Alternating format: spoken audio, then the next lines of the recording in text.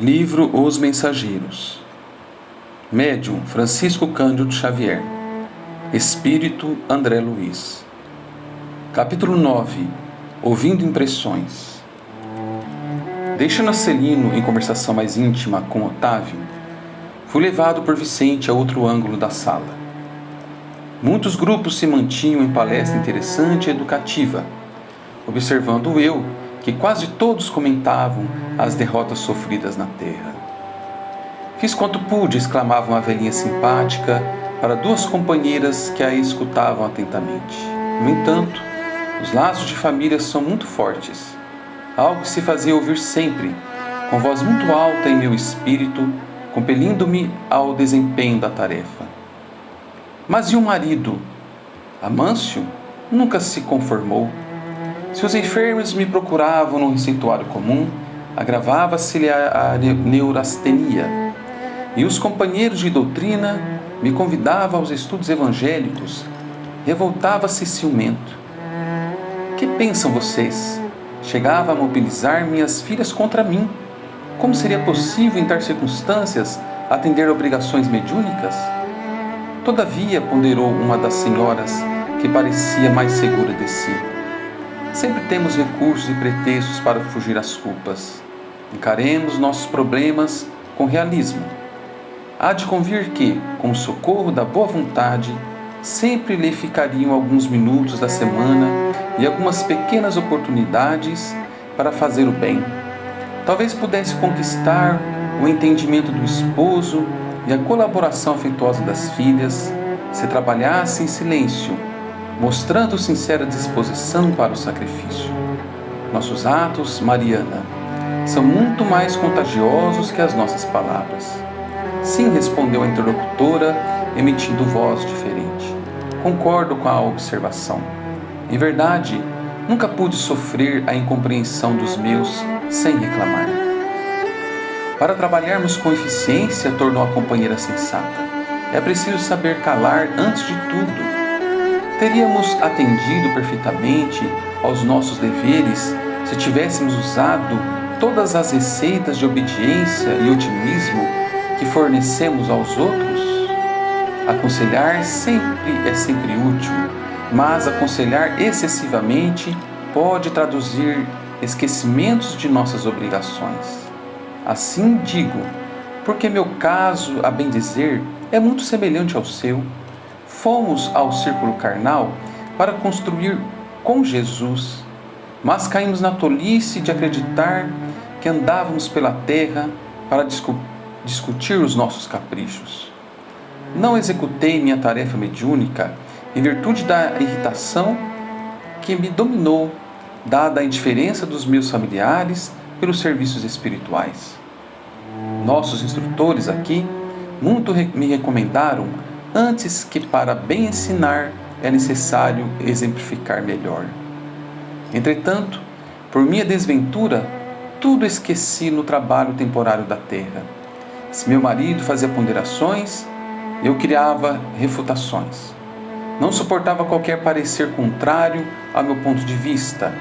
Em matéria de crença, incapaz de perceber a vaidade e a tolice dos meus gestos. Das reflexões nasceu minha perda última, na qual agravei de muito as responsabilidades. Quase mensalmente, Joaquim e eu nos empenhávamos em discussões e não trocávamos apenas os insultos contundentes, mas também os fluidos venenosos, segregados por nossa mente rebelde e enfermiça. Entre os conflitos e suas consequências, passei o tempo inutilizada para qualquer trabalho de elevação espiritual. Nesse instante, chamou-me Vicente para apresentar um amigo. Ao nosso lado, outro grupo de senhoras conversava animadamente. Afinal, Ernestina, indagava uma delas, a mais jovem, qual foi a causa do seu desastre? Apenas um medo, minha amiga, explicou-se a interpelada. Tive medo de tudo e de todos. Foi meu grande mal.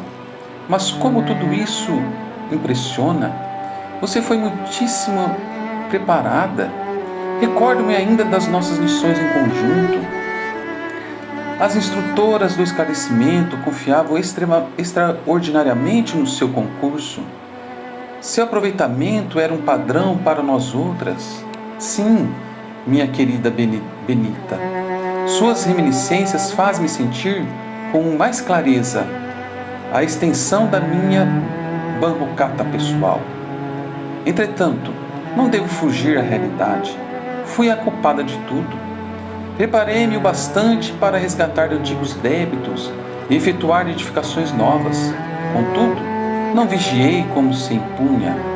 O chamamento ao serviço ressoou no tempo próprio, orientando-me o raciocínio a melhores esclarecimentos.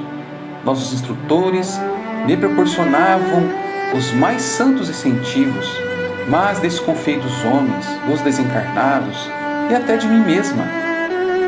Nos estudiosos do plano físico, enxergava pessoas de má fé.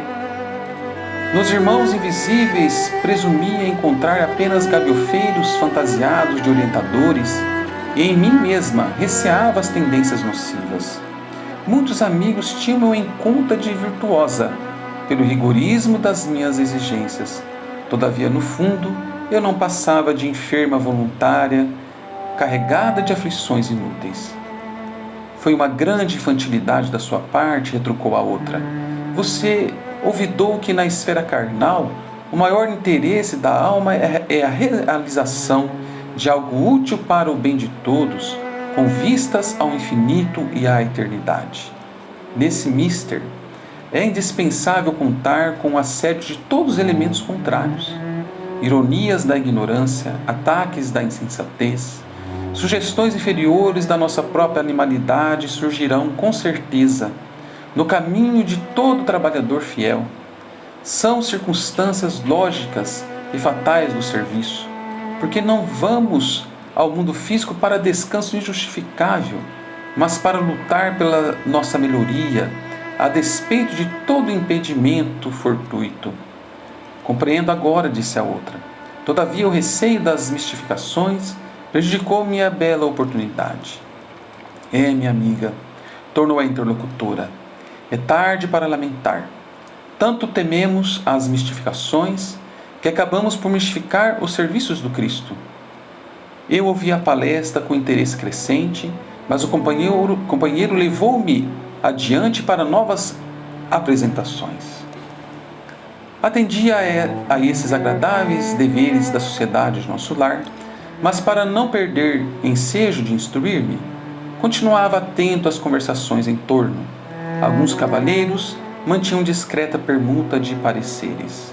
Reconheço que fali, dizia um deles em tom grave, e muito já espiei nas regiões inferiores, mas aguardo novos recursos da providência. Faltou-lhe, porém, bastante orientação para o caminho? Perguntava um companheiro. Explico-me, esclareceu o primeiro. Faltou-me o amparo da esposa. Enquanto a tive ao meu lado, verificava-se profundo equilíbrio em minhas forças psíquicas. A companhia dela, sem que eu pudesse explicar, compensava-me todo gasto de energia mediúnica. Minha noção de balanço estava nas mãos de minha querida Adélia.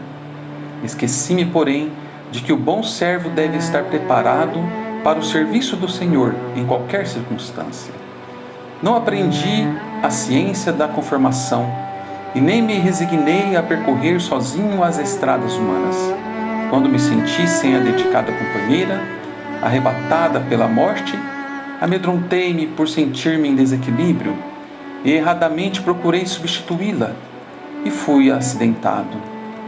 Extremamente ligada às entidades malfazejas, minha segunda mulher, com os seus desvários, arrastou-me às perversões sexuais, de que nunca me supusera capaz. Voltei insensivelmente ao convívio de criaturas perversas, e tendo começado bem, acabei mal. Meus desastres foram enormes. Entretanto, embora reconheça minha deficiência, entendo ainda hoje que o triunfo mesmo no futuro ser-me-á muito difícil sem a companheira bem-amada. Tornara-se a palestra sumamente interessante. Desejava acompanhar-lhe o curso, mas Vicente chamou-me a atenção para outro assunto e era necessário acompanhá-lo.